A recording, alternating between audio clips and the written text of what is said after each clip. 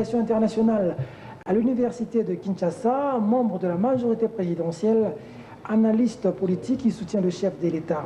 Il a été aussi avec Musée Laurent Désiré Kabila ici, en République démocratique du Congo. Il venait de l'Europe, hein, franchement, en la personne du professeur Omeonga. Bonsoir, professeur. Bonsoir, Peter. Comment vous allez?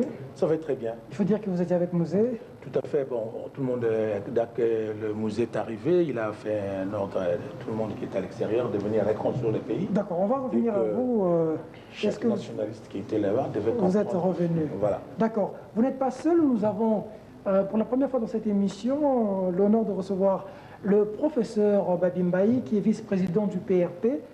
Ceux qui ont une mémoire assez bonne ou un cerveau d'éléphant, ils se rappelleront que le PRP, c'est le Parti de la Révolution populaire. Il est vice-président aujourd'hui. Bonsoir, professeur. Bonsoir. Comment vous allez, professeur? Ça va bien.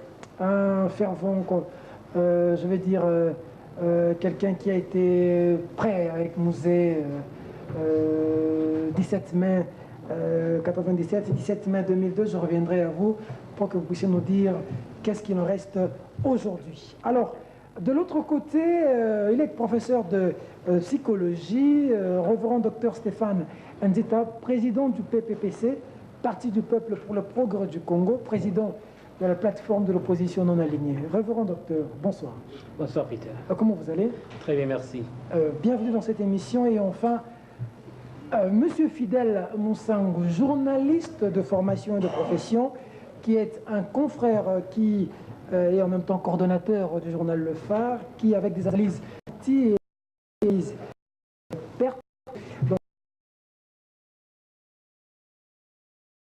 un honneur de le recevoir aussi aujourd'hui.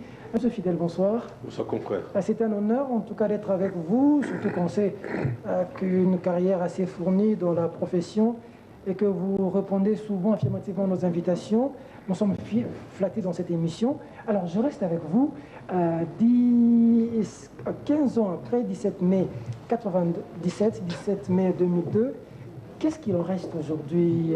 Que peut-on retenir de la libération de Congo? Le 17 est une sombre.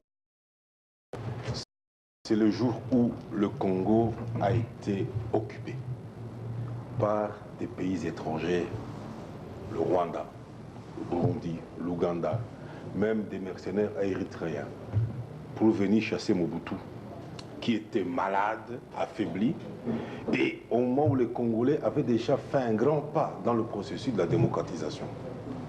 Le processus est par la force politique et démocratique.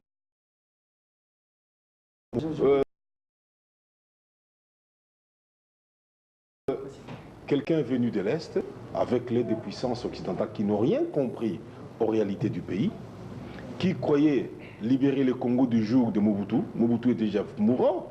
La preuve, il est mort 2 mois après l'arrivée de l'AFDLC. Il est mort au Maroc. Donc, il était mourant, il était sous la chaise. Il était vers la mort, vers le cimetière.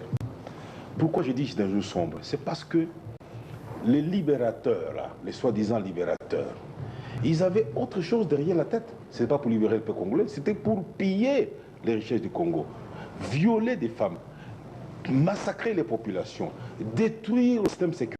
C'est leur objectif. Pendant le... C'est toujours... Nous sommes en... Suite à cette date-là. Je ne dis pas... Les erreurs que Musée a commises, lesquelles par exemple, il arrive dans un pays, il sait très bien que c'est une période transitoire avant les élections.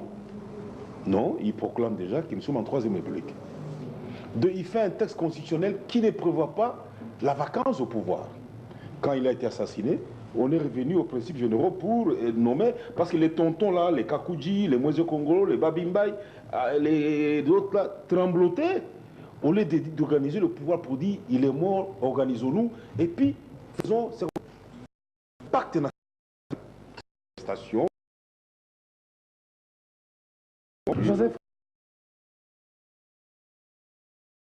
Joseph Kabila, le fils, avait lui compris.